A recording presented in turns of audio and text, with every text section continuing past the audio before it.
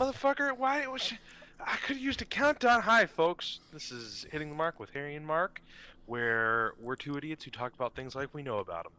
I am your co-host Mark, and this is my co-host Harry. Hello. Yeah, there you go. You're getting better with the timing on the hellos, bud. I'm really proud of you. Like, really good. I'm paying attention, that's And why. see, there you go. It's the delay. That's all it is. Mhm. See, now I lost my train of thought because I wasn't paying attention. Uh, Hi there, folks. How we doing this evening? That was rhetorical because you can't talk to someone who's... That's ruined. That's absolutely ruined. Anyway, how you doing? I already asked that question. Oh, God. Oh, I'm so sweaty, Mr. Krabs. No. Hi there, folks. Hope you had a great week. Hope you're having an even better 2021. Maybe not near you're in the North American hemisphere, just, because of all the anarchy and white folk being all crazy. But anyway, Mhm. we thought we would do a nice little chill session. As always, chill here at Hitting the Mark with Harry and Mark. And, oh man, let's see. What was one of the topics we were going to discuss starting off with? Um, Um, Star Trek. oh god, you always want to fucking talk about Star Trek. Jesus. Yes. Well, can we talk about something that doesn't have the fucking word star in it every time we start this fucking podcast? I'll try. Yeah. Next week we're going to talk about Starship Troopers. Damn it! Next we're going to talk about Superstar. Damn it! No. Anywho, I didn't want to overload last week's kind of review episode because we did an entire block review of The Mandalorian. I thought we did pretty well on that. I talked about 90% of it, and Harry talked about 10%. He usually talks a little bit less, but he was really excited last week, so I just figured we'd let him go off on the roll. So this time we're going to be talking about Star Trek. I will be quick with it. I mainly want to go over some of my gripes and some of the things I really liked, instead of going episode by episode, just because I feel like, one, Harry hasn't seen it, nor do I think he's all that particularly interested in Star Trek. Not to say that you wouldn't like it, but you haven't seen it, and I don't want you Yeah. to be like, well, I'm going to hold off, and I'm going to press your head to the fire until you watch all these episodes. So, yeah, I'm just going to expedite the process a little bit. Okay? Okay? Yep. We're good? Yeah? All right. So, a brief rundown. I'm not really happy with how I reviewed Wonder Woman because my wording and choice of words was very nebulous and very, awful Hmm. because I excluded spoilers, and I don't really think that matters because there are only 2.5 people listening. So, I'm just gonna go ahead and pretty much, spoilery almost all of my stuff. We can work on, a safety button thing where we have, a skip to on the YouTube channel or whatever. But all in all, I think a lot of my vernacular. This is what happens when you try to sound smart. A lot of my dialogue is going to have a lot of the spoilers, and it's going to be discussing what I don't appreciate or appreciate about it. So, that being said, season 3 of Star Trek Disco takes place roughly 1,000 years in the future from season 2's timeline. So, for all those who don't know, Star Trek the original series is 2250 to 60 something. Star Trek Next Gen is 2360 to 2370, and then or 2350 to 2360. DS9 and Voyager are 2360s to 2370, and Star Trek Enterprise is 2150 to 2160, or around there. And Disco for the first 2 seasons was roughly 10 years before TOS, so 21 or 2250 or 22 whatever. And a lot of people drew a lot of complaints with that, and they're like, oh, well, this is, this area of Star Trek has already been explored, yada yada yada, Kirk and blah blah blah. So what ended up happening is Disco at the end of season 2 called an audible, and they're like, all right, fuck it, we're just gonna go into the future, a point where no one else has been. That I like. I really enjoyed the potential that they immediately realized and tried to mine. Was like, okay, well, let's just go into an area of time where we can make the rules that we want. I enjoy that. I enjoy a future that is in disrepair. You get to this future and you find out that the commodity substance that's used for spacefaring travel and warp capabilities, dilithium, has essentially become inert. The Federation has kind of collapsed in on itself. A bunch of the founding member planets have kind of broken away, and they can't quite be the humanitarian, ideal-loving society that we kind of grew up knowing them as. Let's see. That I like. This concept I've always really enjoyed. I get the impression that we're probably not going to see too much of that anymore, which is a little disappointing. But I like the concept of the Federation is a really good force for positive change in the galaxy, yada yada. But I enjoy the idea that it's not a perfect civilization. Every series of Star Trek has always hinted at the idea that, well, maybe they're not as perfect as they let on. Maybe that there are some cracks under the surface, but it doesn't change the fact that it's an overall force for good. Like, yeah. I would rather be in a Federation that has a couple of shitty choices than, like, the fucking Klingon Empire or the Romulan Star Empire. Anywho, hashtag Sklar the Andorian. Character-wise, the main character, Michael Burnham, actually gets a fairly good amount of characterization, I think, in this season. Mm-hmm. She jumps into the future with Discovery, but ends up a year before Discovery arrives. So the beginning of the franchise, or the beginning of the season for her, it's kind of set off where she is kind of accepted the fact that the Discovery might never come back, and she has to accept this future that she's in. She becomes friends and eventual lovers with a character called Cleveland Booker, who I absolutely enjoy. He's a character that I think is relatively new as an archetype to Star Trek. The Han Solo-esque character. He's very charming. He's very dashing. He kind of operates the gray area. Most, well, there are other characters who are like that in Star Trek, but the character who does not embody the Star Trek Federation ideals, the outsider who's the bad boy and the good guy at the same time, he's an interesting breath of fresh ass. I like watching him on screen. I like the dynamic between Burnham and him. Saru, the alien captain of the ship, he gets a little more to deal with. He becomes captain near the end of season 2. He's captain the entirety of season 3, and he gets a lot of time to shine. Kind of, you get to see a couple different shades of him as captain now. I'm still immensely disappointed. The bridge crew is under-neglected, and at the end, the season finale, there's this big moment where they have to essentially, like, try to sacrifice their lives, and one of the bridge crew members is like, "Oh God, you're sacrificing yourselves. I love you so much." And I'm like, oh, cool. That would have been really cool if I got to know all of them.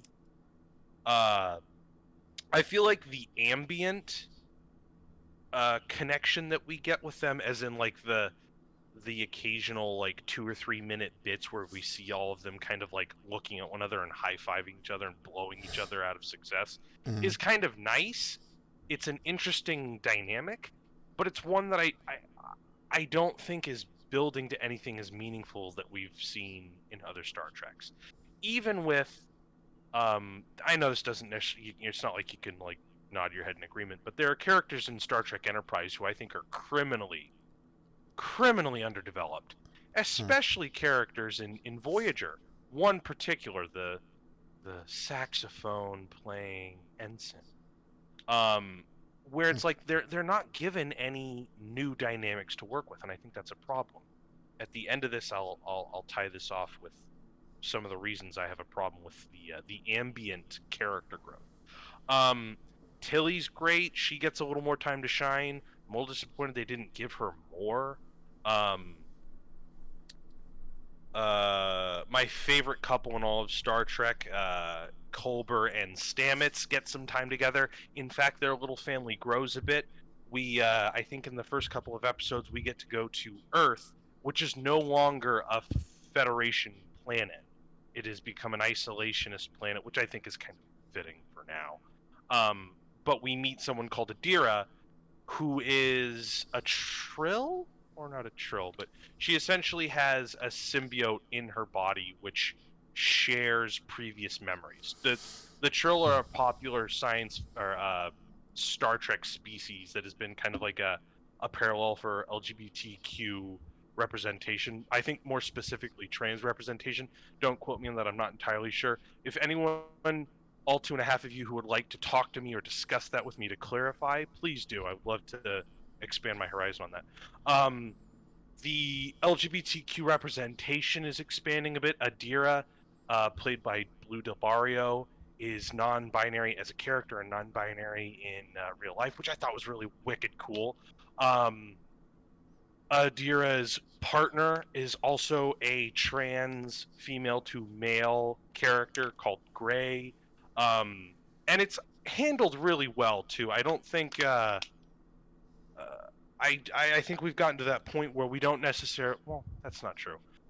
I appreciate that it is something that isn't handled in, I think, a very contrived modern media way, where you have an episode where the guy makes a mistake in mispronoun using the wrong pronouns on a character, and it's this hour-long thing where it's like, you don't understand, da-da-da-da. There's a bit in Star Trek Discovery where one of the characters is like, she, and she's like, hey, just they. And that's it. I thought that was the best fucking part of the episode. Anywho, representation is up, but I think solid representation as well. Main story, back to the main story, which bothered me. We're introduced to one of the villains of the season, called Osyraa. She's the head of a government called the Emerald Chain. They're kind of like this hyper-capitalist slave trading group that has existed, that's kind of fighting the Federation. Her dumb ass is killed off at the end of this season. And it's only in the last 2 fucking episodes that they try to give her any depth, other than, like, the mustache-twirling evil she-villain, which is really disappointing. I would have really liked to have seen this character grow, to explore her motivations, because the Emerald Chain is a really, really, really good fucking foil for the Federation. A lot of the dialogue they have in place says, like, oh, the Federation's so high and mighty, da-da-da. This is, like, meat and potatoes stuff that's challenged throughout most of the better portions of Star Trek. DS9 does this all the time, where it's like, the Federation is kind of insidious. They say they want to help, but when they help, they spread their ideology and da-da-da-da-da. And to other organisms and civilizations, you know, you're kind of invading our ideology. Yeah. And another thing that's always been really vague is the concept of economics in the Federation. What a lot of people have kind of generalized the Federation as is a socialist utopia, or some kind of like socialist government. Not that makes no sense. A socialist society with some kind of strong unitary government, which doesn't technically make sense. Besides the point, the concept of economics doesn't really exist on the show. There are books and there's other material outside of the media that pads it so that you can understand. But the Federation has kind of held itself on a higher level than other civilizations because it doesn't acknowledge capitalism. And Osyraa's Emerald Chain is a capitalist society. And there's this great bit where the main head honcho of the Federation, or at least Starfleet, is like, hey, we're going to try to come to terms with you. And she's literally like, hey, I'm willing to broker peace, but I want you to be down with capitalism, even though we have slaves and all that shit. And it's this really powerful moment where it's like, whoa, shit, is the Federation gonna fucking abandon its morals and principles for peace? And I'm like, they have the Federation backed into a corner that's really, really hard to get out of, and fucking they throw that shit out the window. They spend the entire season being like, oh god, we're so understaffed, and oh god, we're so stressed, we're literally pulling our Federation hair out, and it would be it would have been really great writing, and I think really great narration, or a really good narrative. It would have been a solid narrative if the Federation had failed its values. One of the things that I enjoy in writing, not that I write, the only thing I can write is my name, barely. But one of the things that I enjoy that I've always heard is, what's the most painful thing your characters can hear that forces them to change? And one of the things that they keep talking about is how important the Federation is, how we need to work together. And I really would have liked if the conflict of this season would have been a grander scale version of what Michael Burnham is going through, kind of an identity crisis. If I'm not saying like, oh, I want an evil Federation, but I want to see a Federation that makes mistakes, and I want to see a Federation that makes big mistakes. Like, it didn't have to be like, oh yeah, let's make this agreement, and then all of a sudden the Federation is just like bad. But the trial and error should come through, and then that causes a rift, which causes more problems. Because it's like the whole dilithium inertness thing creates essentially an energy crisis. So all of these governments are kind of I don't want to say stressed out, but what the fuck would happen if China, Russia, and the United States just ran out of fucking gasoline or something? It would be this instance where you would have these groups just kind of very desperately vying for power, and I felt like, as much as I love the idealism, I would have preferred the idealism carried out from Discovery and a handful of other ships, where the Federation as an institution, as an organization, falls below its morals. And the thing is that the season primed this perfectly, where they mention how desperate they are, how mention the problems that they're having, and it would have made so much more sense to see the Federation slip. And I mean, you could have literally fixed this in another season or 2 seasons. You could have made this the entire Discovery series, where it's trying to get the Federation back on track. But they were in such a hurry to get to the end that I don't feel the ending was even worth it, in my opinion. You find out what caused the burn eventually. It was this. It's really science fiction. They want to go science fiction on this, but then they have these weird action scenes. So you find out that there's this planet made entirely of dilithium, right? And they were examining it, they're testing it, whatever. I'm almost done for anyone listening in for Harry, so I'm sorry if I'm talking too much. So the Kelpians, which is a species that the captain Saru is related to, are this research team that go to this planet, and one of them is pregnant, and the baby develops some kind of physical relationship with the dilithium. And the radiation kills the child's parents, and the child, in a fit of rage, has a panic attack, and the resulting shockwave from his panic attack renders the dilithium inert, which is called the burn, which destroys all of the dilithium. Which is a really interesting concept. It just felt really out of pocket. And I see this bit a lot in this season, because the character, he exists in this virtual reality. He basically a holodeck. They're common in Star Trek. The mother creates this artificial world to essentially acclimate her son who's called Su'Kal. She acclimates Su'Kal in this holodeck for like 100 years, right? Mm-hmm. Except now he's unwilling to leave. Okay. Because he's afraid. And I think that concept is what perfectly parallels that of like the Federation or everything that humanity tries to be throughout all of Star Trek. That despite our fear, because at the end of it he goes through, he faces his fears, and they get him off the fucking planet so that he doesn't cause another fucking burn.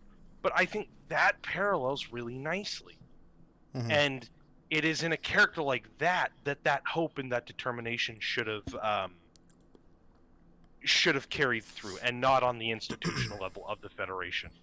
I'm not saying I wanted a big bummer fucking season finale, but I do feel that there's a wasted potential to carry on some very, very heavy themes in future seasons. So basically, Osira gets fucking murdered like nothing. Big fight scene, action sequences galore, and then all of the relationships that were built in along the season, going back to Trill to do like a fetch quest, going to fucking Vulcan 2 to do another fetch quest, and like all these other ones, they finally come to their help and like, oh, the just because this one person died, the Emerald Chain is collapsing, and all of our friends that we befriended along the way are starting to join the Federation. I felt like that might have been a little too well earned, or too easily earned. I'm really wondering what the next like 4 seasons are going to be like, or 5, or however many, because I feel like there's a lot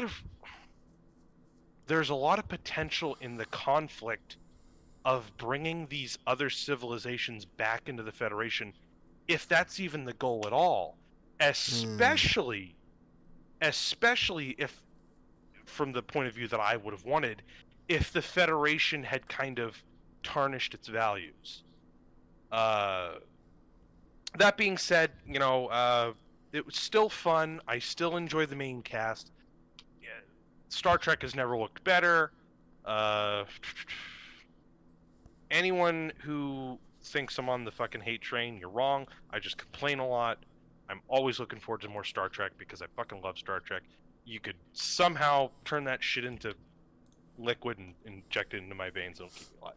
Anywho. Give me a second. I need to breathe, okay? Yep. Hey, Harry, stop talking. Jesus. Okay. Harry. Yes. You move us on to the next subject. All right. So I'm throwing a fucking curveball right now. Have you seen the new Resident Evil Village trailer?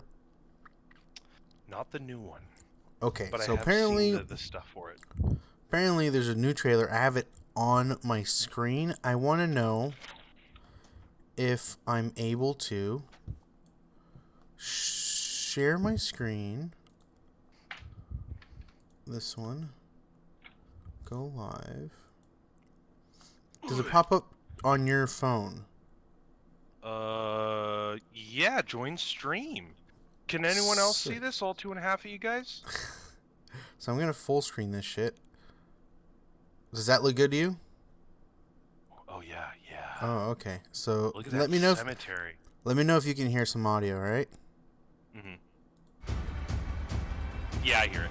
Oh, beautiful. Okay. Let's watch this shit then.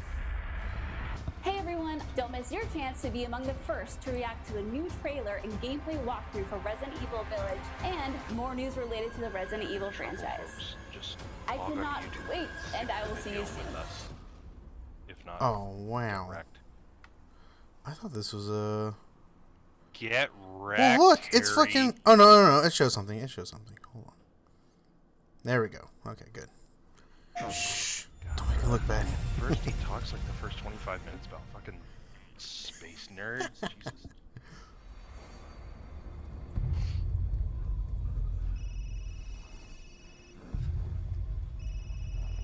All clear. Come on, move! Chris? What the hell? Take him away. Take him away.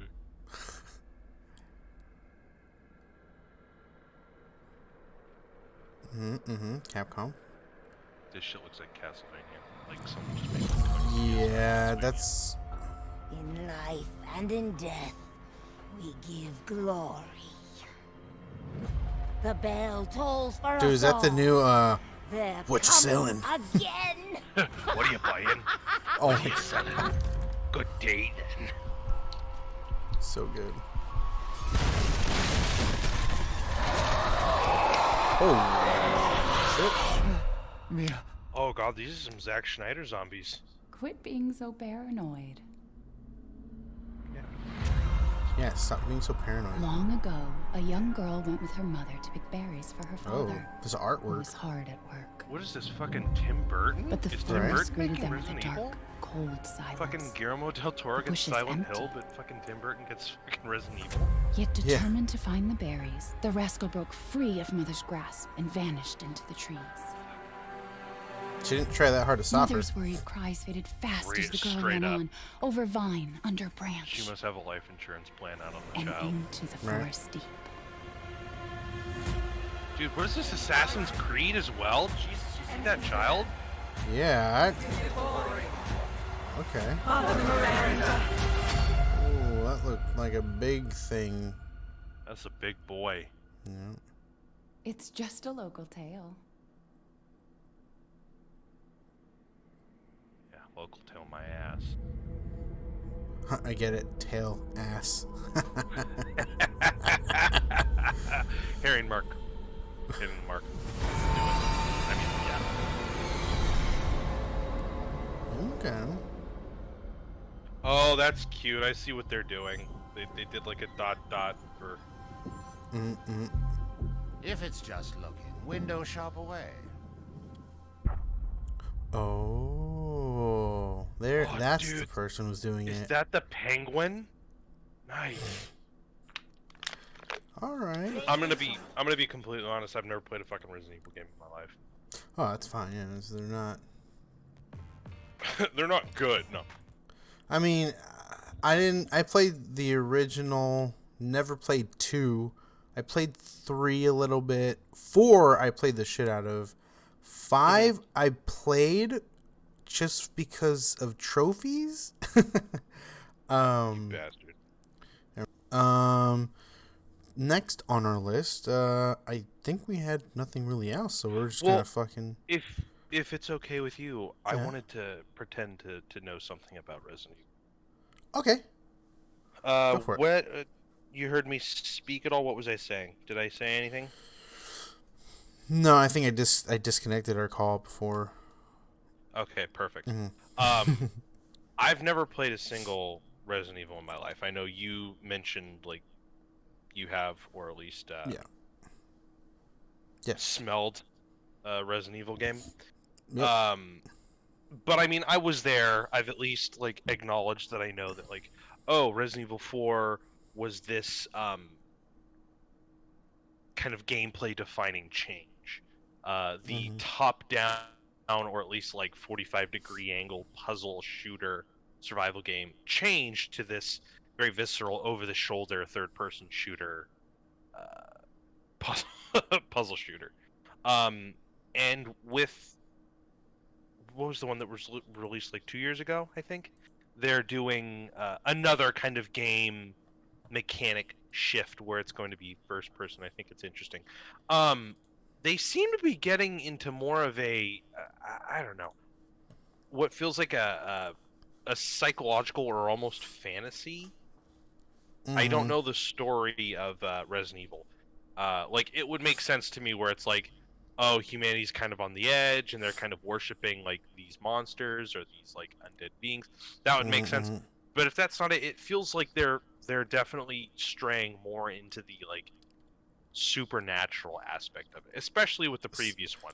Especially this one, yes. The hillbilly zombies. Because I wasn't joking when I said this literally just felt like an edgy fucking version of Castlevania. Mm-hmm.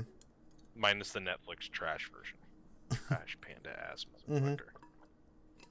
Like, I'm interested. I don't think I'll ever fucking play it. I mean, Right. I'd be much more interested in playing Resident Evil 1. yeah. Because I think that's a little bit more up my alley. But Mhm. I don't. I don't know what it is. The Resident Evil franchise has never really like gotten to me, you know. But it does look interesting. Mm-hmm. Like, yeah, if you haven't gotten into it since like the PlayStation 1 with the original Resident Evil, it's kind of hard to like go into it if you're not into horror games. Like, if horror games are your aspect, like I love horror games, like you would have delved into Resident Evil, you know, early on. But if you're not, Oh, I yeah. don't see why anyone would go, you know, into that stuff. I mean, like, if you think of horror, I think of Silent Hill and original Resident Evil. Like, those are the two that I think of when I think of horror games. Like, I played it because my cousin had it and we just played it together. You know, I got Resident Evil 4 for the PS2, which was dope as shit. So it's like, basically the story of the originals is kind of follows the movie. It's basically obviously, what's that character's name? Alice. Yeah, yeah. What's her face? That character doesn't exist in the games. I believe that character was made specifically for the movie franchise. Okay. But I everyone, know that the Redfields are. I know Wesker. Yes, Wesker Wesker and all that, is. like Mhm. Ada Wong, Barry Barton, Yep. or whatever his name is. But yeah, like I don't know. I think Yes. honestly, what turned me off to Resident Evil was the film franchise. Yeah, and it sucks because honestly, the first Resident Evil wasn't horrible. Coming from someone who's played the original, Yeah. like I was like, It was just, a Resident Evil. Like, it was a video game movie. yeah, and like they really tried to make part 2 similar to Resident Evil 2, or no, actually false. Nemesis or whatever his name is. They made it more like Resident Evil 3 with Nemesis. Okay. And I was like, like, and I understand that they brought Jill into the second part, and she's like the main character, and Even though, they only fucking bring her back in, like, the fucking 5th one to do God knows what. Yeah, I don't know. There's a lot, like, so it's funny because Jill, spoiler alert, she's in Resident Evil 4, but she comes back as, like, a villain. So I can't, yeah. So, The movie franchise, right? No. This is the actual games. Because she does that in the fucking film franchise. Oh my god, the film franchise is so close to the game. Right. But so basically the story is, like I said, very similar. Where like there's a virus that kind of goes wrong, but it's like I don't know. Like the way it starts is it's in a mansion.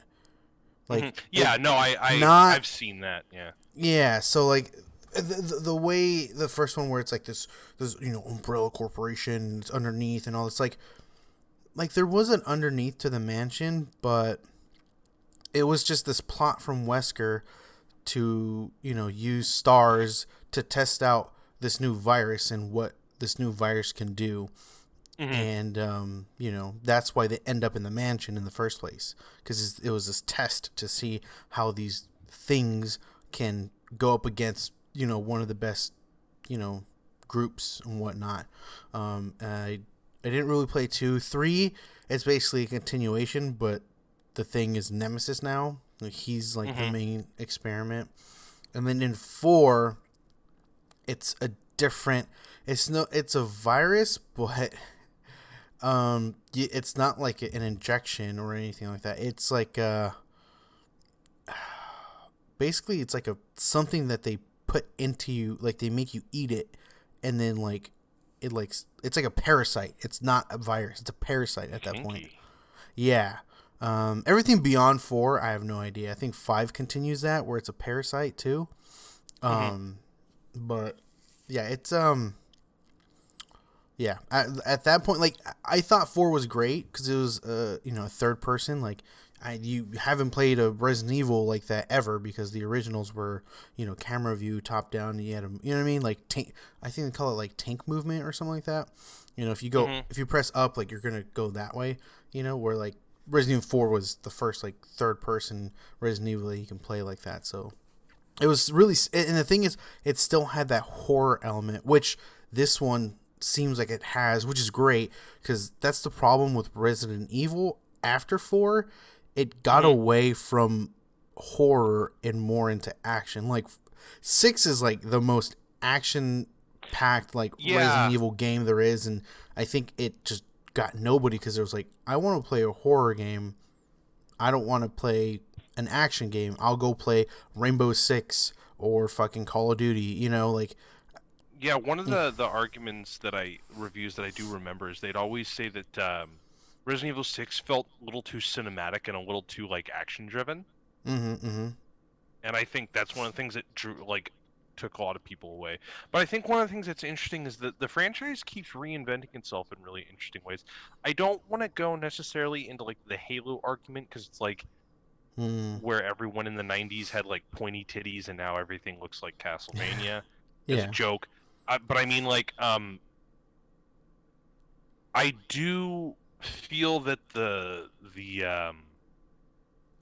visual style, the tone, and like the narrative direction they're pushing it in is kind of whiplashy. But I don't know. I'm interested in seeing where it goes, but it really is interesting, to put it mildly.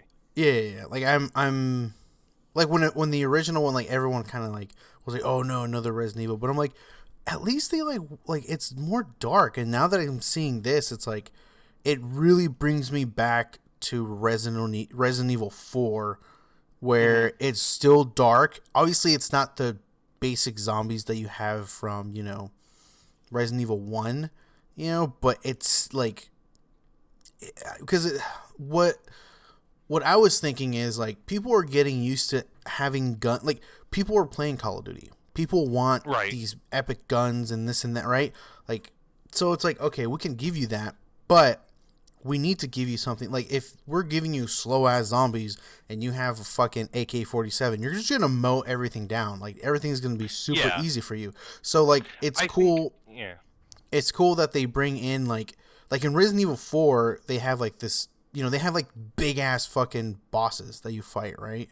And I thought that was really cool. And then in this one, like, you notice there's like a super quick clip of something like big falling down right next to others, like things that are attacking you. And I think like that's gonna be the best aspect of that. Of like the enemies you're gonna like, you'll probably be able to access like fully auto guns, shotguns and all this other stuff. But the enemies are gonna be not your typical Resident Evil 1 zombies, which is, but it still has that like nighttime horror theme too, which is what, I think the franchise has been missing. Yeah, I do agree. Actually, Harry, I do think you would really like, because it has to do with Fallout, and I'm not trying to take away from this conversation. There's a YouTuber called HBomberGuy, HBomberGuy, and he did a video. He actually did two really good videos. One praising Fallout New Vegas in comparison to Fallout 3, and one shitting on Fallout 3. For any of you fucking Fallout 3 stands are like, it's a great game of all time, just watch the video. He doesn't like shit on them as an idiot. He actually makes some really great game development points. And I'm bringing around to Resident Evil, as you were talking about. What you were talking about reminds me really well of what exactly I think the franchises might be missing, where it's like, what kind of game related mechanics can we use? Not just like the look and feel, but how can we emulate the feel of the original games while trying to do something new and creative? What can we do to enhance the Resident Evil IP, not the other way around? What can the Resident Evil IP do to enhance our gameplay? Which I think is an interesting concept, which is something that HBomberGuy discusses in that video as well, talking about Resident Evil 3 and then Fallout New Vegas. Okay. So, do you recommend the Fallout 3 or the Fallout New Vegas, or both? New Vegas. Okay. I'll watch that video. I'm looking at his channel right now. So Actually, do Fallout 3 first, and then do Fallout New Vegas. The Fallout New Vegas one next. Okay, I will do that. They're both on my queue. All right, cool. I'll definitely check it out. I love video essays. They're great. I'm like subscribed to like. Is this 3 or become 4 a video people. essay appreciation fucking podcast now? Why the fuck not, man? Yeah. I think Go on to ContraPoints. Go on to fucking Philosophy Tube. Yeah, while you're at it, get some fucking margarine or butter and beat off while you're doing. I mean, they're pretty good. yeah, like definitely the person that I really like got into is Jacob Geller. That's the one that I sent you about the Shadow of the Colossus. Yes. He's really good. Another one I think you and I talked about was Nerdwriter. He does a Nerdwriter's really good. Yeah. I really like a lot of his work with when it comes to like analyzing movies, particularly. Yes. If you like, so here's the thing, folks. If you guys want solid like YouTube video essay stuff, we'll definitely go over like on a case by case thing, like a couple of video essays. I think we'll do that for maybe next week or like over the next couple weeks. We'll get like a couple things going around. But at the moment, yeah, just start with H-Bomber Guy. That'll lead you down a bit of a pipeline. He does have a couple. He is he is a leftist. So he does have a couple of like political and philosophical things that do tend to point left. That being said, I would prefer if the people who viewed a lot of our content were not incels and were not people who like to shit on women and think that they're race realists and shit like that. So please, like, if you don't necessarily care for some of his stuff, that's fine, but just don't be the kind of person who doesn't like it because you don't like the ideology. So there you go. Then just watch the game stuff, and then you'll have a great time. I feel rejuvenated. Talking about fucking Resident Evil game I know nothing about, pretending I know everything about. God damn it! So we were also Bring it, fucking bring it! I dare you. All right, so I guess are you down to talk about a certain trilogy that we do not want to talk about? Yeah. You think Godfather it's that Part time? 3 was a terrible third movie. Oh yeah, definitely. But yeah, The Hobbit. Well, I know. What was it? A few podcasts back, we were talking about the franchises that we could do without, or the ones that if you had to pick, they would be gone. Yeah. I made a case that Harry Potter was a capable series. I still thought it should have been the one to go, but I did make a case for it.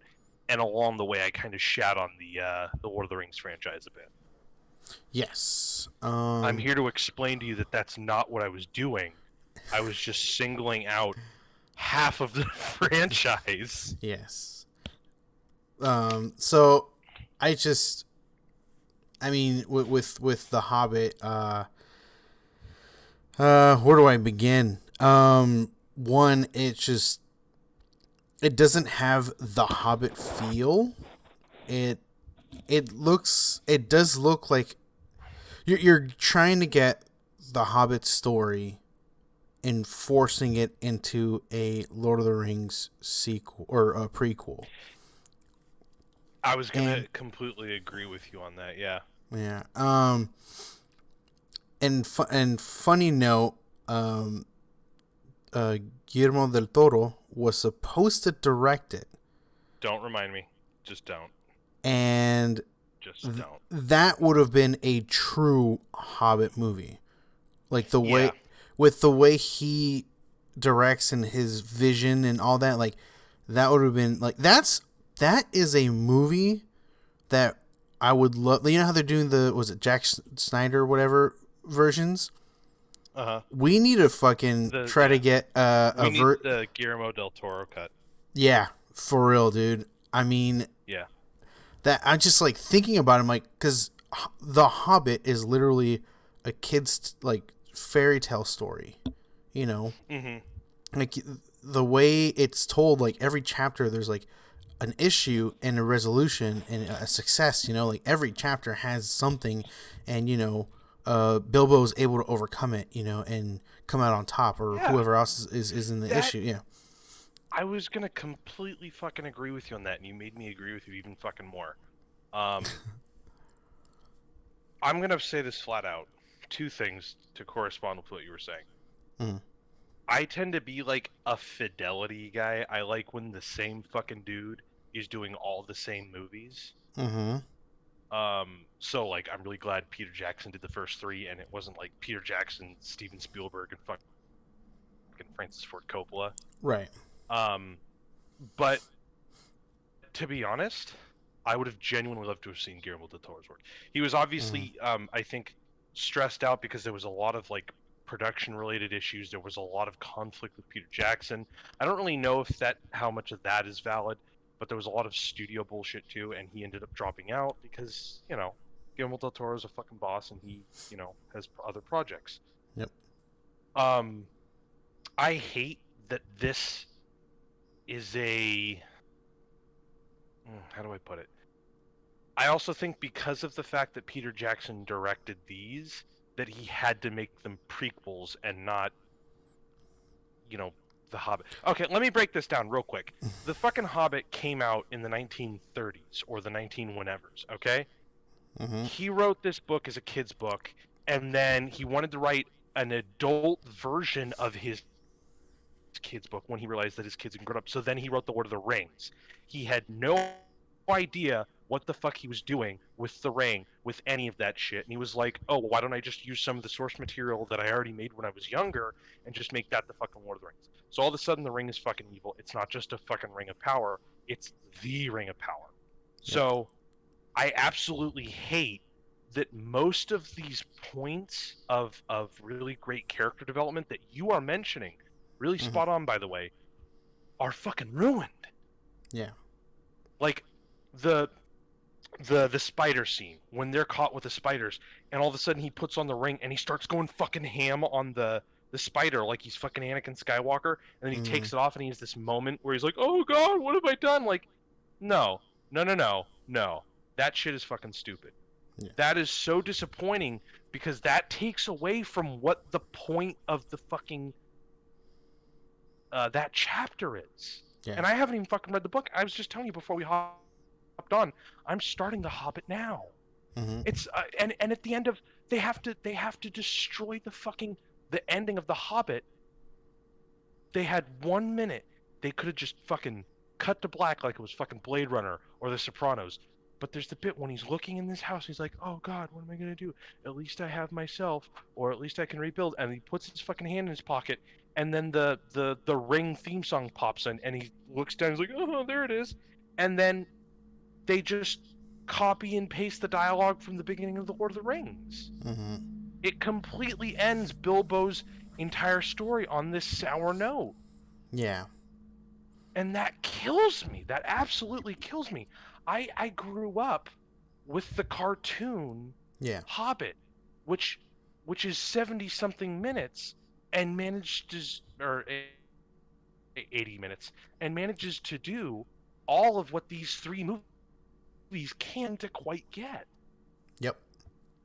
Anyway, Harry, ball's back in your court. I'm sorry. I'm going to try to, not it's good. talk It's as good. much about this because this is, I think, an issue that we both really, really care about. Yeah.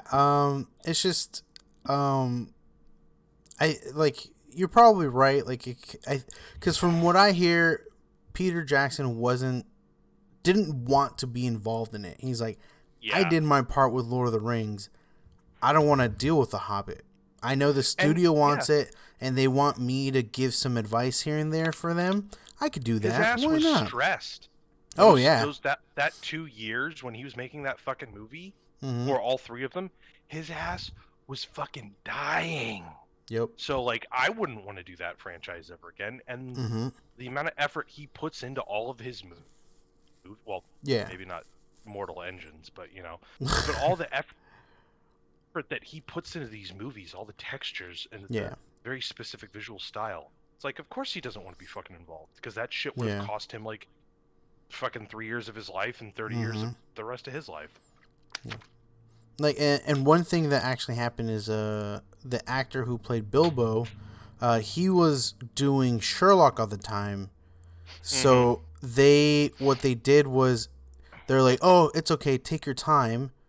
You don't need to come right away. So that's even less time for them to work with the main character to do shots and all this stuff. So it's like I don't know, there's just a lot of things that happen that's just like you're just like, it seems like they just fuck themselves over. And then even in the beginning, like because Guillermo got kicked off pretty early. Like, he got a lot of the concept art and he was building miniatures and he's like, this is what I want. And I think and I believe what happened was the studio was desperately trying to tell him, we need more Lord of the Rings. And he's like, that's not... I'm not about that. Yeah, he's like, I think he was just saying, like, first of all, that's not my style. Secondly, like, this book isn't about Lord of the Ring. It's about Bilbo going on a quest with these dwarves that he's never met before and becomes great friends with him, and this wizard who randomly disappears and comes back. Like, it's like this, like, what you're trying to ask for is like something else. And Peter Jackson didn't want to do it. Like, I think he said multiple times before he took over, he's like, nah, I don't want to do this. No way I want to do this. Like, I did my thing with Lord of the Rings. That's all I wanted.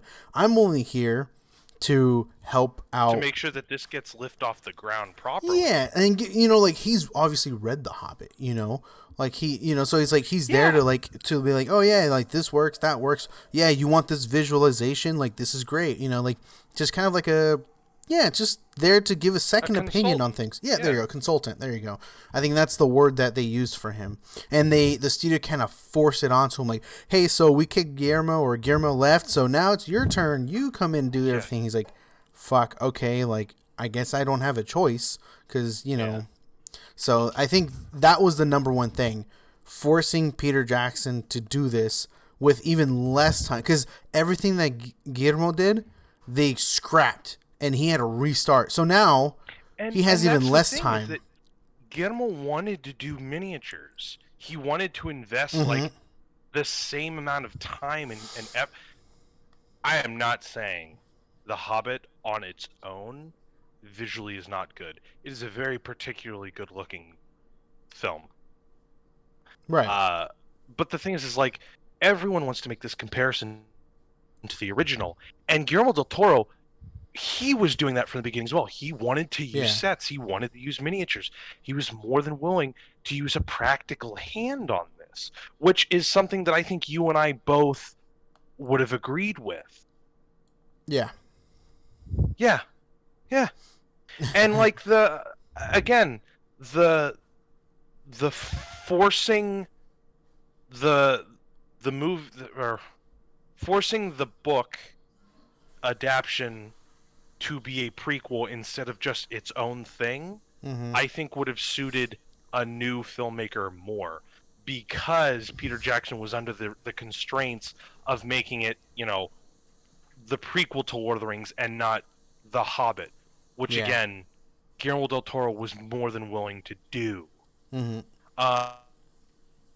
it really just feels like, I don't know. I think of like all the extra bullshit that they did with like Radagast and the fucking necromancer who turns out to be fucking Sauron's like Horcrux, like that bogs the movie down so much. And it's like, okay, so Gloin is Gimli's father, right? But you don't know that. They make a couple passing like mentions to it in The Lord of the Rings.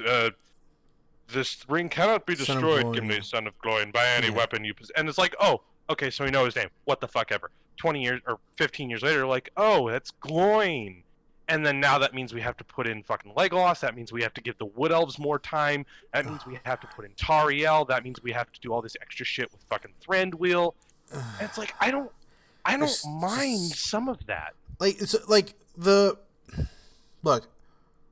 whole necromancer thing, that I'm fine with, because it is true that while Gandalf was out doing stuff, he was dealing with a necromancer, and that necromancer ended up being Sauron. But I don't like basically what you said.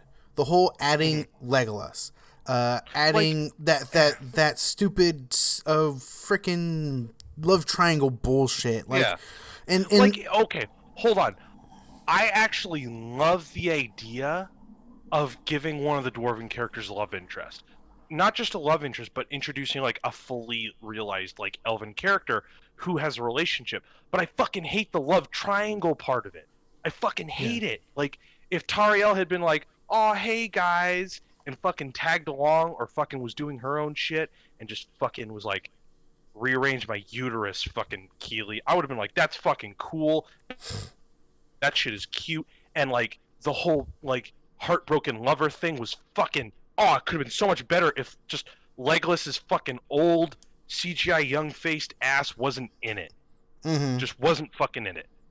It's like this need for them to connect every facet of it to the Lord of the Rings. Like, to be honest, I hate that part of it. I hate the Sauron part. Like, I get it. I get that you enjoy that, and I can understand why you can, but I hate the fact that the forces that come during the Battle of the Five Armies aren't just like goofy ass goblins and orcs like, I want fucking gold too. They literally have to be the forces of Sauron and evil, just there for no fucking reason. Yeah, I mean, you're right. Like, I didn't like, was it the White Orc? Like, I thought that was Azog? stupid. Yeah, his ass is fucking, like, his ass isn't even the main thing. Like, you understand that there's all this extra fluff that makes this like a 7-hour endeavor with all these unnecessary people and things with no reason. Like, I guess for me, it's like I wanted to follow the book as much as possible. That's why I was saying, like, I don't like the extra stuff that was not even in the book, or even like in the like in Middle Earth like lore, you know? Like, at least that's what I'm saying. Like, at least, you know, Gandalf off dealing with the necromancer makes sense, but it's like I also would have liked it if it didn't even have that, because the book didn't have that. They were just forcing. Yeah, no, he literally just says, "Oh, hey guys, what's up? I was fucking with a dude who raises dead bitches from the ground," and that's it. Like, oh, no, sorry, I'm dead, and that's it. That's literally fucking it. Yeah, that's like, I don't like that. It's just they added way too many things that just didn't need to be there. Like, they could have easily done it in probably one movie. So hold on. I wouldn't have been completely down for that.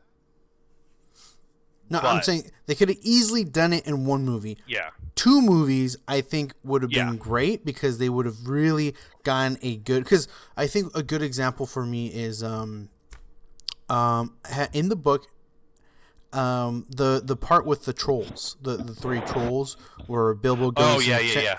So it was, in the book, the story's written completely different, but when I think about it, it's like, it's hard to put that in film when the way it's written out, because it's like, you know, they go 2 by 2, you know, so it's like Bilbo goes first, he gets caught.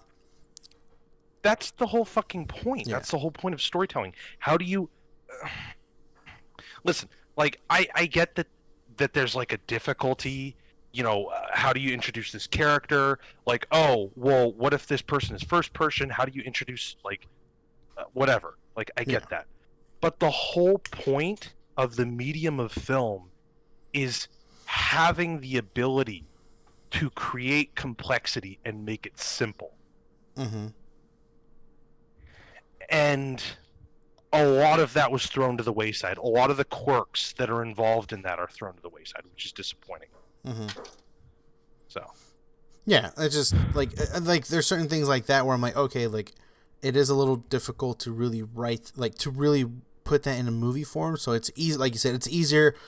What they did, where they just go and and confront the trolls all at once. It's like that makes it's easier. Yeah.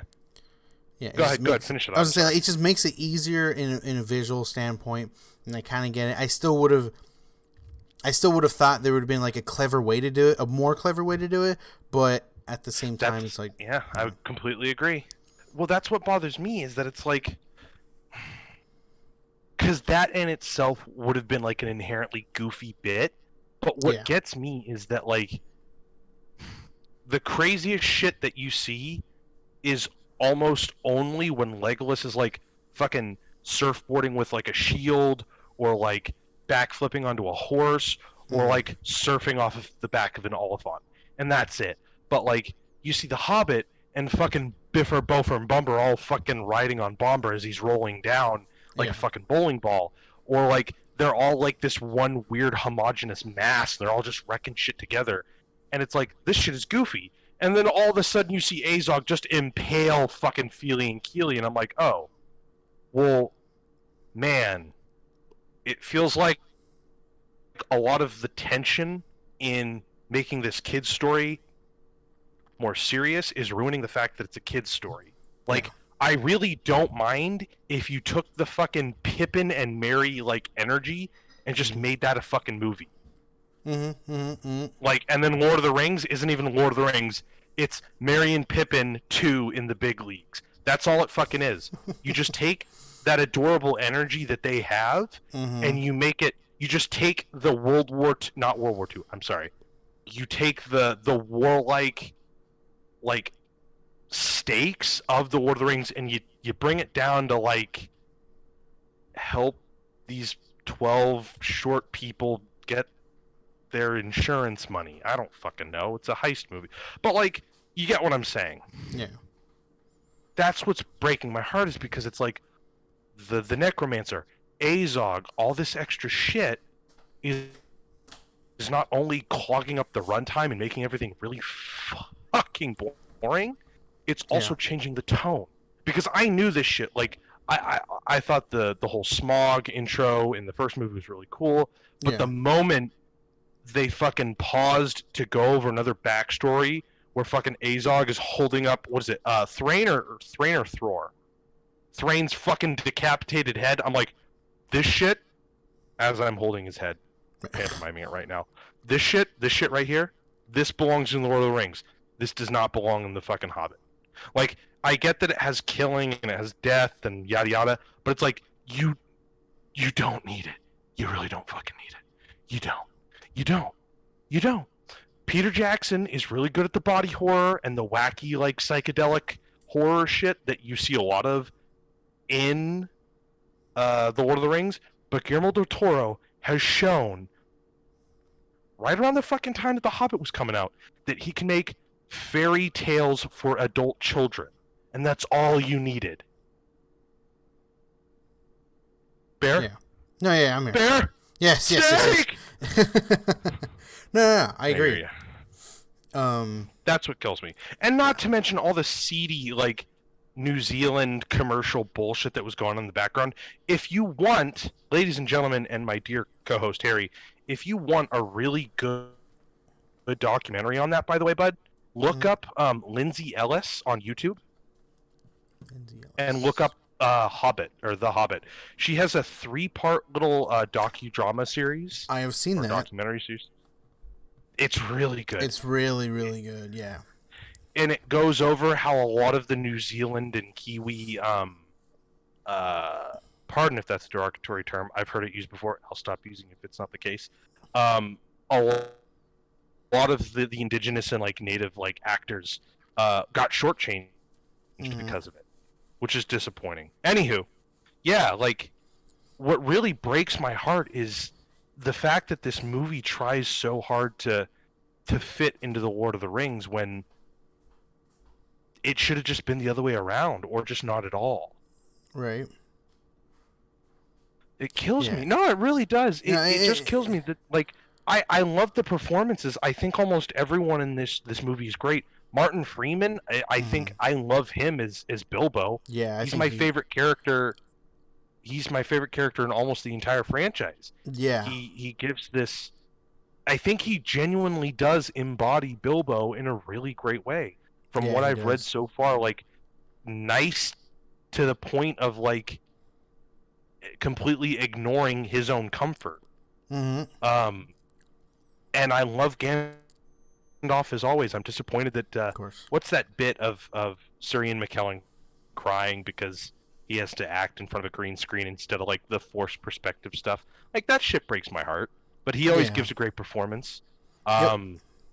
I absolutely love Hugo Weaving. Hugo Weaving's great. Elrond, Kate Blanchett as Galadriel again wasn't needed in the fucking movie, but absolutely loved her Yeah. performance nonetheless. Like Yeah, like I none of them needed to be there. genuinely do love. Oh, yeah, no. Well, hold the fuck up. The only one who I think genuinely needed to be there, who I loved seeing, was Elrond.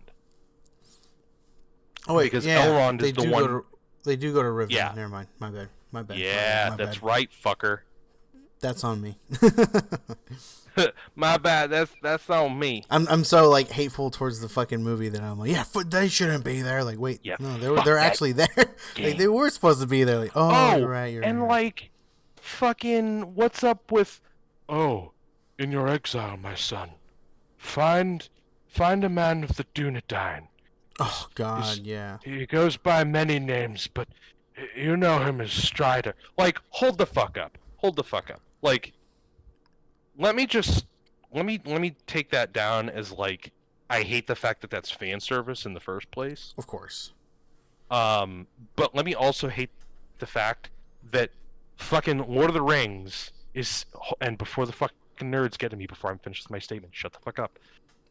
Lord of the Rings is 60 years after fucking The Hobbit, right? Mm, But Aragorn is fucking 80 because of the Dunedain, whatever he comes from. mhm. What are the shores that he comes from? So he ages like 2 times as slow as an average human. No, he comes from basically Elfin blood. Yeah, he's like the Numenor, right? Yeah. So he follows Yeah, a bloodline he's that. descended from like that. Yeah, that ages super fucking slow. Yeah. So like all things said and done, by the Two Towers, he's like 80. So he's fucking like what? He fell in love and left and became a renowned fucking ranger at like 20. That I hate doing that logic shit. I really do. But like, I hate the fact that they couldn't even take the time to be like, oh hey, Legolas, I'm not gonna mention Aragorn. Oh Strider, bye. They couldn't just be like that. They couldn't. They're not even Right. like not cut that out. They couldn't even just not do any of that. They had Yeah, to they- put him in. They had to mention fucking Gimli, and I fucking hated that. Like, Yeah. it's like they don't count on this fucking franchise, this trilogy to exist on its own, to be able to exist on its own merits. Like, Hmm. if you didn't like fucking Beorn or Bjorn, just fucking cut his ass out like you did with Tom Bombadil, like, Hmm. or whatever. Like, oh well, this is a little too silly. Let's just, that's fine. I don't give a shit. They're fucking spiders, fucking cannibalistic trolls, dragon ass motherfuckers. There's a lot of death. Like, the last thing we need is some bear transforming ass motherfucker saving everyone and being all cute about it. Like, fine. Right. But like, I just hate that they strip it of its soul Yeah. to catch up with the Lord of the Rings. That's what kills me every time. Yeah, and that's why this whole conversation came up because of our friend who's rewatching it. So I rewatch the series or the trilogy every January. It's just a thing that Livy and I has started. Just every January we're gonna rewatch the trilogy, extended version, yada yada. And I told our friend, and our friend was like, "Oh yeah." So and at one point he said, "Oh yeah, we watched the first Hobbit movie," and I'm like, "Why would you do that?" He's like, "Well, it's part of the Lord of the Rings series." It's like, whoa, hold on, like, no. You don't watch the Hobbit. Those movies should not like go, you know what I mean, hand in hand with. If you're the watching trilogy. those, yeah. If you're watching them, you're watching them exactly how they were fucking made after the Lord of the Rings. Yeah. Like that's But if yeah, you I- that's if you like. I've only seen those movies in the theaters because I mean, as a hardcore Lord of the Rings fan, like I want to watch the sequel at least in the movie theaters. As much as I didn't like everything, like I was like I have to go see it in the movie theaters, right? I just had to, Yeah. and Well, I did, well, and that's how our group is, where it's like, Yeah. it's always got to be a theater experience at least once.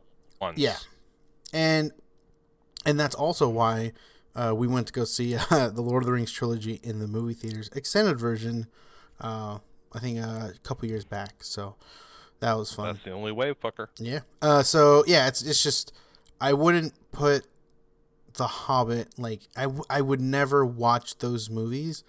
Like I first of all I wouldn't watch them again. Like I've watched them once and that's it. Like I'm done. Like I watched them just to get my viewpoint and that's it. Like I'm not gonna rewatch them again. Like there's a lot about it that I just don't like. You know. Yeah. No, that's I completely understand, dude. Yeah. But That it's just shit is like I've told you this before, and for the viewers too. Like, my girlfriend did not watch a lot of television as a kid, and I'm like the exact fucking opposite. I'm like that idiot from Scream who has all the fucking archetypes down. So I've been getting her into all these like the shit. Like I've been showing her fucking James Bond, Mission Impossible, fucking Star Wars, all of like the really Hollywoody like franchises. Blade Runner. I might be getting her into Terminator. A lot of like, you get it, right? yeah. So she has only ever seen the Hobbit trilogy. Ooh. Okay. Yeah. So I plan to show her the Lord of the Rings trilogy eventually. I really want her to see it. But her and I both have this thing where it's like, I don't really want to fucking and it. I feel like a hipster sometimes, but it's like I do think there is some validity to it. I hate seeing something if you like make me see it. Mm-hmm. Like, so she was talking about the Dark Crystal, right? Mm-hmm.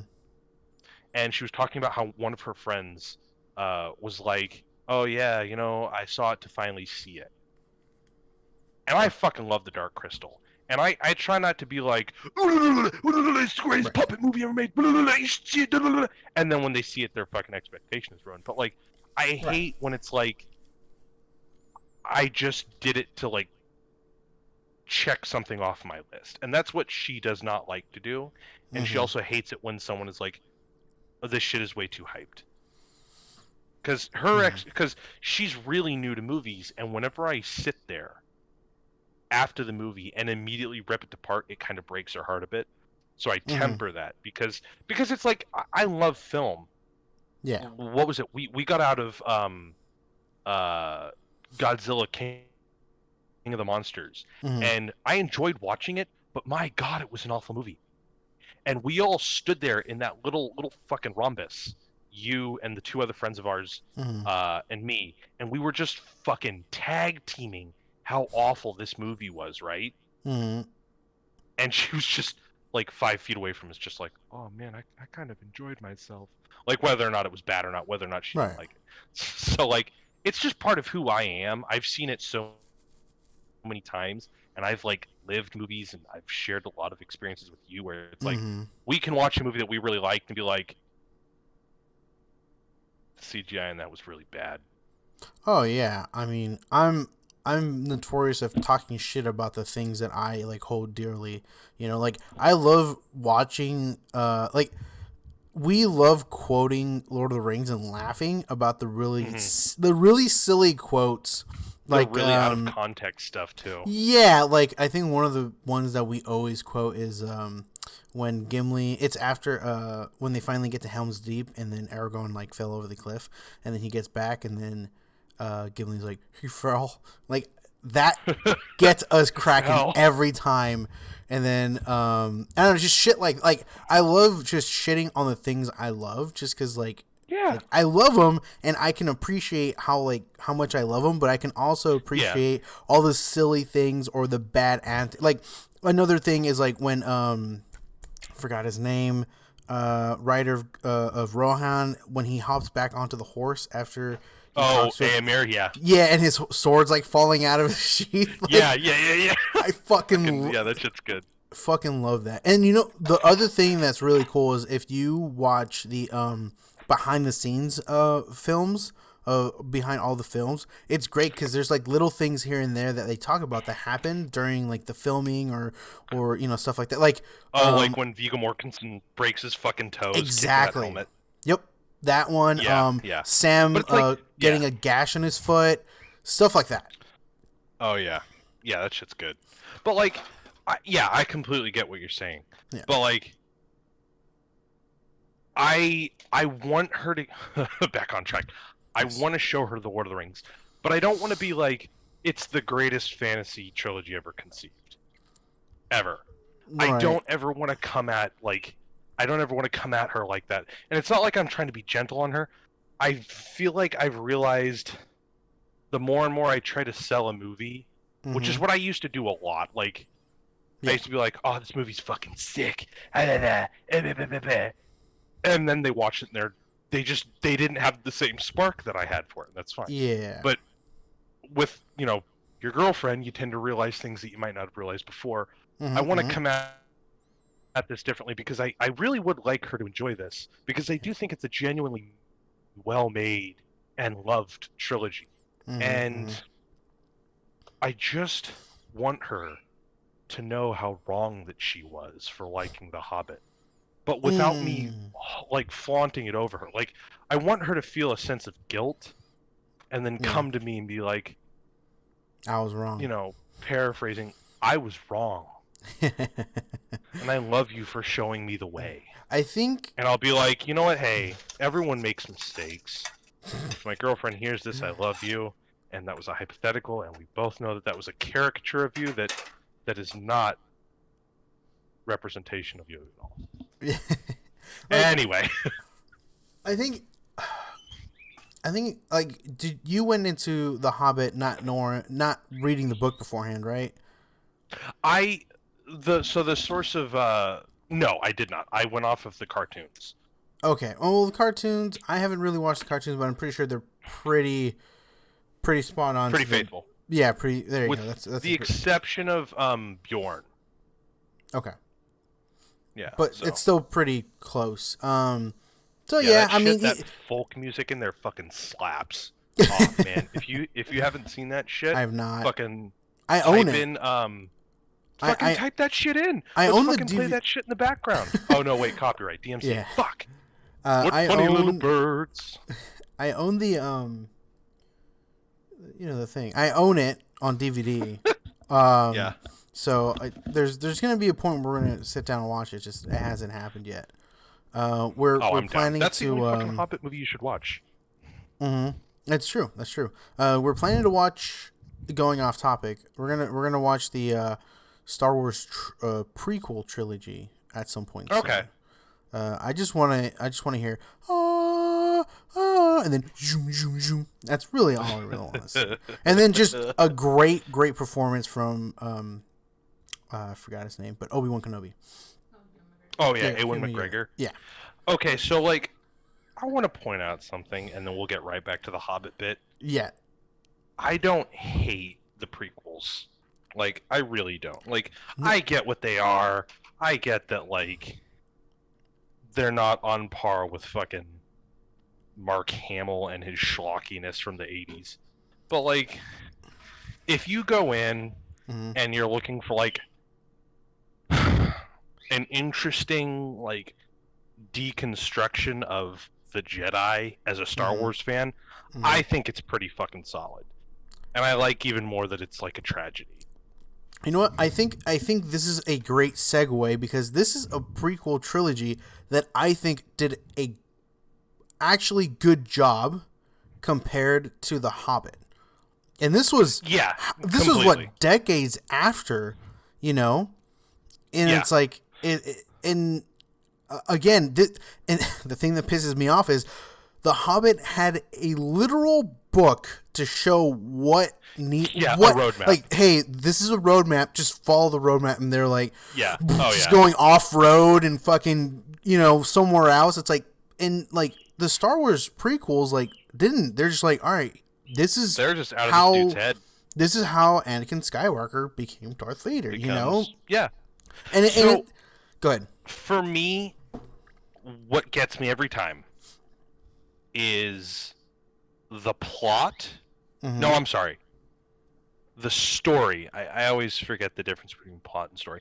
The story of Star Wars, the prequels, like, oh, this guy mass manufactured clones to and like created a civil unrest of the only like powers strong enough to resist the Republic, destroyed them, and then seized power. Like, it's very convoluted. It's so silly. And then the writing. Mm-hmm. There's a video of him killing younglings. No, not younglings. You brought him here to betray me. No. Like, it's not good writing. It's really not. Right. But yeah, I can agree with that. But again, like, his deconstruction of the Jedi, I think, is pretty ballsy. Like, he literally took the selling piece of his entire franchise and turned them into, like, assholes that needed a good, like, learning. He essentially made a Shakespearean... Well, that's being generous. He made a tragedy. Yeah. He made a fucking 7-hour tragedy, which, to be fair, I think probably could have been reduced to, like, 2 movies, probably, but they really wanted to go with the whole trilogy thing. Yeah, I don't have a problem with the performances. I don't have a problem with the visuals. I think my eyes glaze over a bit in the third one because it's a little too CGI heavy. For all of the shit that Phantom Menace gets, I actually think it's my favorite of the 3. I'd probably tie it with I don't know why people look at me like I have a fucking lazy eye when I say that, but Dude, I get that Revenge of the Sith is like the most serious and the most like tonally like on track and all that and the whatever, but I get a very like giddy feeling when I see Phantom Menace and I see Darth Maul and I see the pod racing and all of that. So it reminds me of we both know the series Avatar: The Last Airbender. Just a side quote, where like the beginning is the first season's very kid friendly, like oh look and then as the series goes on, it gets more dark and then the younglings start dying come season 3. And that's my little tidbit of, and obviously Avatar did it way better than the Star Wars, but back to Star Wars. I think the prequels just get a lot of flack. I think not from people in our generation, our age. I think they get flack from people who watch the originals. And like base everything off of the originals. It's like me growing up, like I watched Phantom Menace and I didn't really watch Clone Wars right away. I think I watched it later on TV or something. Same thing with Revenge of the Sith. I watched those but it's like when I went to go see Phantom Menace, like I thought it was fucking cool. I was like, man, this is awesome. Like, that was my first Star Wars experience. I didn't grow up watching the original 3. I never watched the original 3 until after I saw the prequels. Yeah. And, I know. And I thought they were great. Like, I think Liam Neeson did a great fucking job. It kind of Liam Neeson's one of my favorite fucking Jedi. Yeah, it sucks that he died in the first one, but I think it's also like... No, see, it's so fucking good. It makes so much sense, right? Listen, hear me out. Hear me the fuck out. We'll go right back. Go for it. So Qui-Gon is technically a gray Jedi because he goes against the institution of what the Jedi have kind of become, like the ones that I'm talking about, the ones who kind of need a learning. Yes. Because you see, like, what is it? God, what is that? Screen Rant. Screen Rant does all these fucking, when Game of Thrones Book 6 comes out, the things that change from the movie, or like, how the Jedi did. There's an article that's like, how Palpatine was able to diminish the Jedi's use of the Force. And I'm thinking to myself, wait, how? And I'm hearing this bogus explanation about how powerful he is and all this shit. And I'm like, no, that's not it. Palpatine didn't cause the Jedi to do this. Palpatine saw the weakness of what the Jedi had become. Mm-hmm. An institution that was so far up its own ass. And Qui-Gon Jinn sees this. The thing is that had Qui-Gon not died, he would have been the master that Anakin needed. And it takes Obi-Wan to lose his best friend and the ideology that he holds in such high regard for him to realize that, to become the person that he is in Episode 4. Because had Qui-Gon been Anakin's master, there would never have been fucking A New Hope, Empire Strikes Back, and all this. The Jedi Order would still be complacent and corrupt, but the thing is that there wouldn't have been a genocide. Yeah. And Anakin, we don't know. I don't mean to tell George Lucas what the fuck his deal is, but the thing is that was a bit of fan headcanon. But Qui-Gon Jinn represents everything that the Jedi should be. Like this non-organized, decentralized kind of ideology of people who wish to commune with the Force. I hate the concept of like there being extra meaning to everything. Like, I like the symbolic meaning behind the lightsaber colors in the original trilogy. But in the prequels, apparently the saber colors mean shit.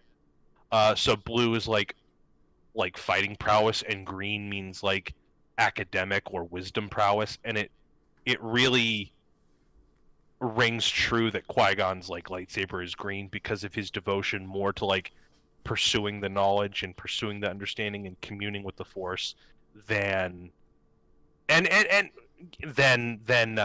blue lightsaber or whatever. But it also speaks to the fact that he's not on the council. Yeah. And Obi-Wan mentions that a million times, like, oh, if you just went along with them, you would still be on the council. Mm-hmm. And he's an outsider because he sees the Jedi Council for what it is. So fuck this Screen Rant article that makes Palpatine extra evil, and like huzzah to fucking Qui-Gon Jinn, and huzzah to actually like deconstructing the concept of the Jedi in that way, or re-examining the context of the Jedi. Mm-hmm. And by the way, to all you fucking naysayers, huzzah to actually deconstructing the dichotomy of the ideologies of the Sith and the Jedi in The Last Jedi. You gatekeepers of Star Wars, you ass clowns. I'm sorry. Whenever we talk about anything vaguely Star Wars, it could literally be about like the color green and I'll think of a lightsaber. I'm going to bring up The Last Jedi, and I'm going to tell every single one of you idiots that as imperfect as that movie is, it does more in terms of like meta related to around the material of Star Wars and the Jedi and the Sith and all that fucking bullshit than almost any other fucking movie does. Like, fair enough. The shit that I'm talking about with the fucking prequels and all that shit is like, that's kind of implicit stuff where it's like, oh, hey, you know, we can like kind of see that from how it's filmed, but The Last Jedi literally puts the themes and tone and all this characterization and narrative up front for everyone to kind of see and challenge. So fuck you rabid fans. But yeah, I think that was a trilogy a sequel trilogy that did good to its the original series compared to The Hobbit.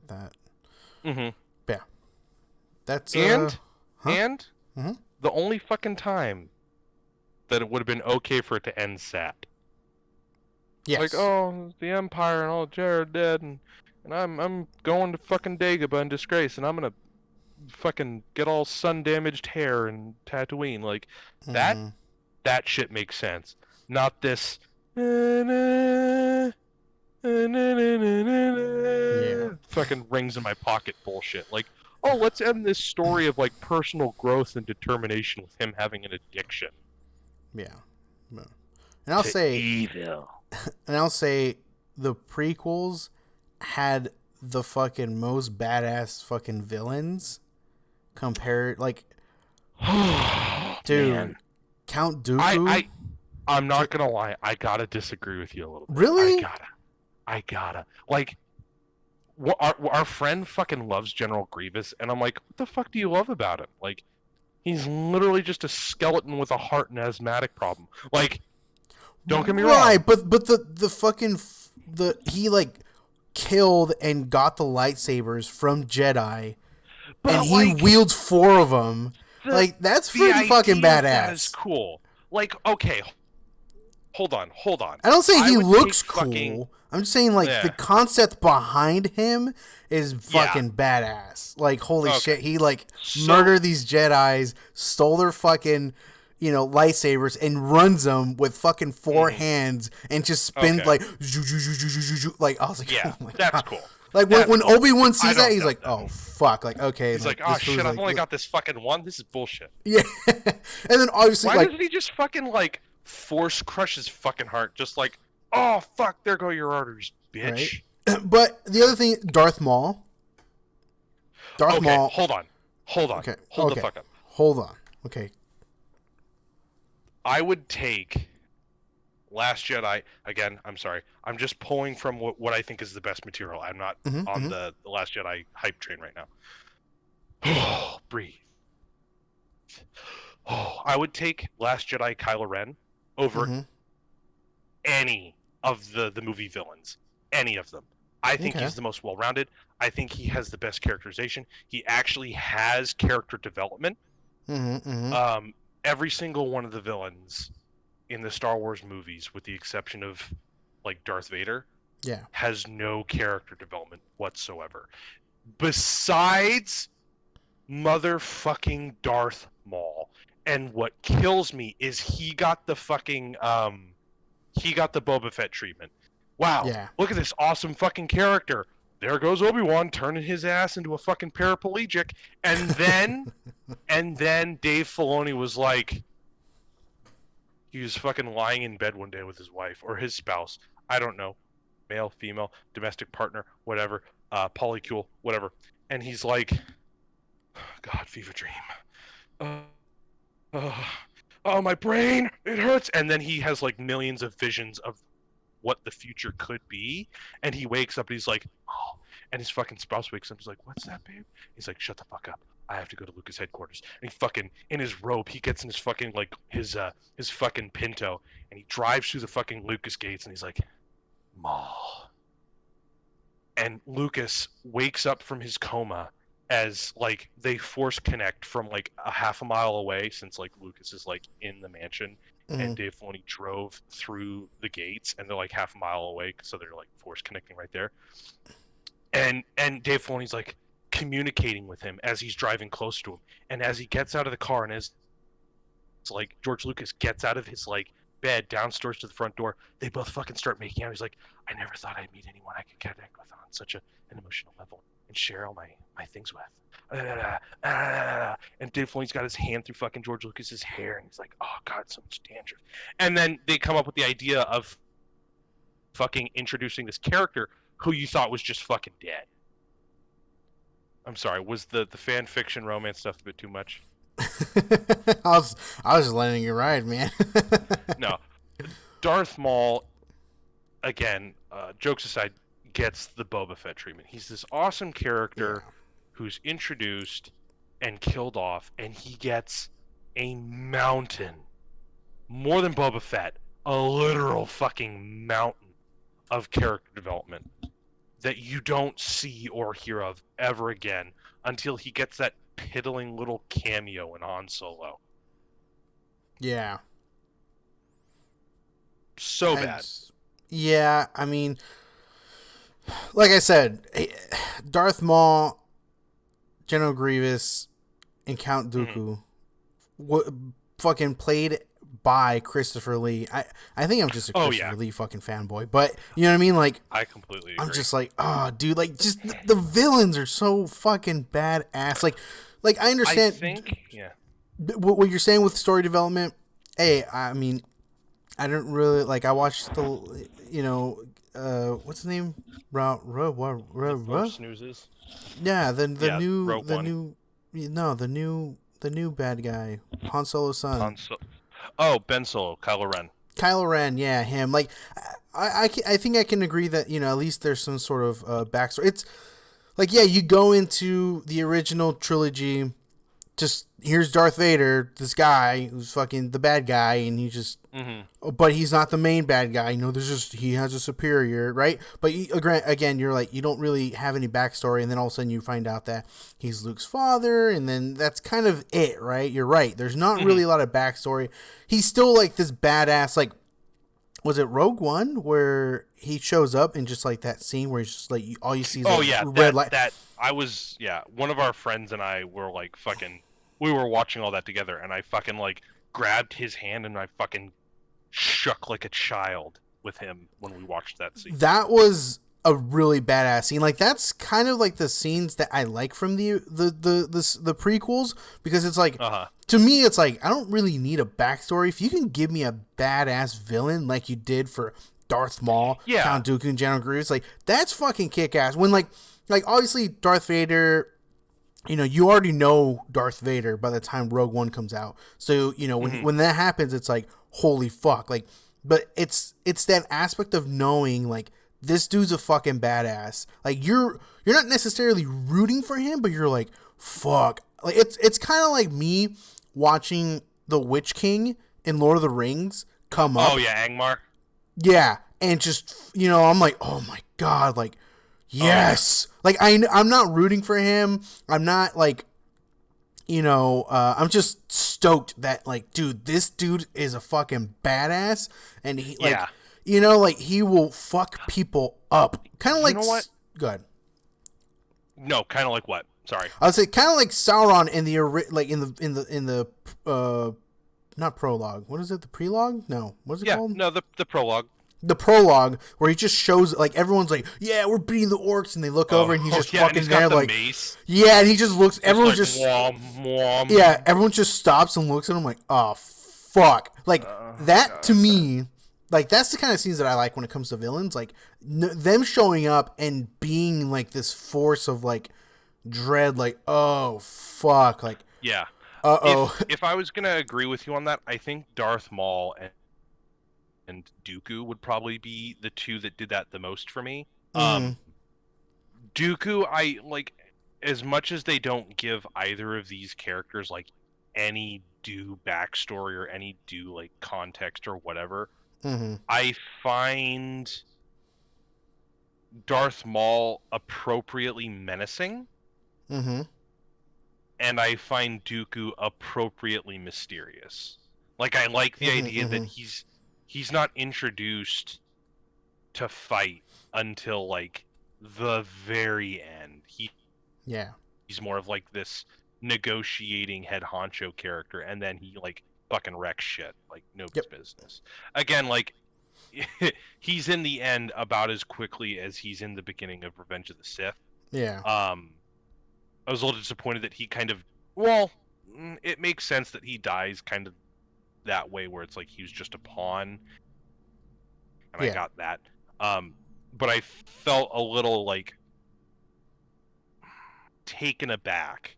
I was like, oh, there's this really cool character who has some compelling arguments to make about the Jedi, except he's a Sith Lord.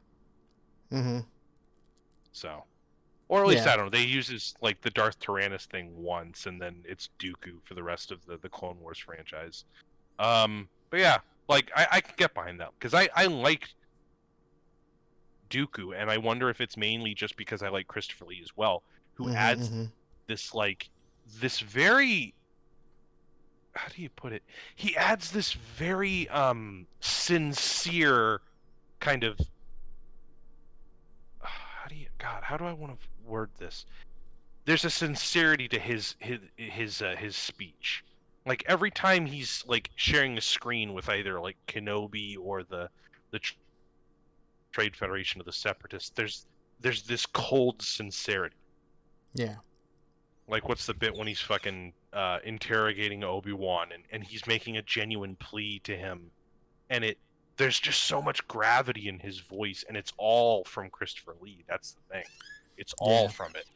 I thought that fucker was gonna fucking sprout long ass hair and be like, "We must join." Well, sorry, Mom. Oh, dude. But yeah, I'm excited to rewatch that the prequel, because I've watched The Phantom Menace plenty of times. I haven't really watched Clone Wars all too many times. I think I watched it once and that's it. The movie? So yeah, I think it's the weakest. Honestly, Mm-hmm. I think it's not so much that it doesn't do anything, but it just meanders. Like Mm-hmm. the whole Phantom Menace thing, where it's like, oh, we have to go to this planet. Oh, we fucking got lost on the Tatooine planet. And it's like, oh, let's go to Coruscant and then go back. Like the difference is that it pretends that it has a lot to do, Right. because the stakes that happen on each planet, like, oh, we need to get the parts and we have to help this fucking slave boy do the pod race. And it's like, we have to get to Coruscant. We have to fucking replace this democratically elected dickhead with a fucking crypto Nazi. And then we have to go back and we have to liberate Naboo. The Clone Wars is just this slow boil, like Kevin Costner, Tina Turner bodyguard movie, and then it's like Manchurian Candidate almost. And it's like, it's the bodyguard bit that bogs the whole movie down. The love triangle, no, not love triangle, the love line, like, protect you, I have dark feelings kind of thing. Because I guarantee fucking the best writing in the entire fucking prequel trilogy franchise is Kenobi and Jango Fett fucking like sizing each other up. Yeah. Like that is the only good bit of writing in the entire fucking franchise of that trilogy, where it's like there's so much subtext loaded into the dialogue where it's not like, hey, you wouldn't happen to be the guy that tried to kill the senator, were you? It's like, it's veiled speech, and that's actually a very skilled way of writing dialogue, where it's like, one of the things they'll teach you is like, if you're trying to generate a conversation in a scene with a lot of tension, you have to pull out the subject of the conversation through layers, Mm-hmm. instead of it being like, hello, character number one. Were you involved in an assassination attempt? Hello, character number two. No, I wasn't. Character number two, I don't believe you. Character number one, that's okay. See you later for the fight scene. Okay, bye. So instead of it being like a classic scene like that, and then they have the fight scene, you add layer and layer on top of that. I actually really fucking love that scene. But then again, like I said, that whole investigation that Kenobi does is the meat of the movie that people genuinely, I think, like. And then the Anakin Padme shit is the stuff that you make the memes about. Yep. All right. Yeah. God, that's my fucking throat hurts while you're talking. I'm definitely gonna watch that one for sure, and then Brand of the Sith. So it's gonna be good. It's gonna be good. Discuss this shit next week if you want. I don't know when we're gonna watch it. We still have. You're gonna watch it before Thursday next week. That's when, you little fucker. Okay, sounds good. We're gonna watch. What is it? We're gonna finish Return of the King. And then we'll maybe watch the Star Wars prequels afterwards. The Star Wars. Okay. Exactly. Yeah. Right. So I mean, yeah, I think that's a good time to stop it, man. I mean, we talked about prequels galore. Pre-cum galore. Pre-cum galore. Yeah. So, All right. Since I've tortured you enough, I'll do the outro. Yay. Folks, we really appreciate you hearing us. We've gone from 1 subscriber to 3 subscribers. Yay. I appreciate every single one of you, Demetrius. I know you're one of them. If you would like to watch our videos, you can check us on YouTube. Just type in "Hitting the Mark with Harry and Mark" or "Hitting the Mark with Harry." If you would like to check us out on Twitter, our handle is at capital H, capital T, capital M _ podcast. Again, at HTM _ podcast. Hitting the Mark with Harry and Mark _ podcast. And if you'd like to email us, ask us any questions that we could probably contribute to like a questionnaire episode, our email is going to be hittingthemark2020@gmail.com. We'd love to hear from you folks, all 2.5 of you. Actually, no. I can say it now. Harry. Harry. Yeah. All 3 of you. Hey. Yeah. So, we are every Thursday, or at least we try to do every Thursday. We will post more on Twitter whenever we're going to have delays or whenever we're going to be trying to do something different. We might want a little poll if any of you folks want to contribute. Yeah, message us, hit us up, watch our videos, comment, whatever you like to do. Give us any kind of feedback you like. We're always trying to improve. We're always trying to see how we can kind of like just enjoy the vibe of what we're doing while at the same time seeing what we can do to like to make things a little more appealing, a little more friendly. Okay? Yep. All right. And All I think that's right. it. All right, guys. See you later. Auf Wiedersehen, assholes.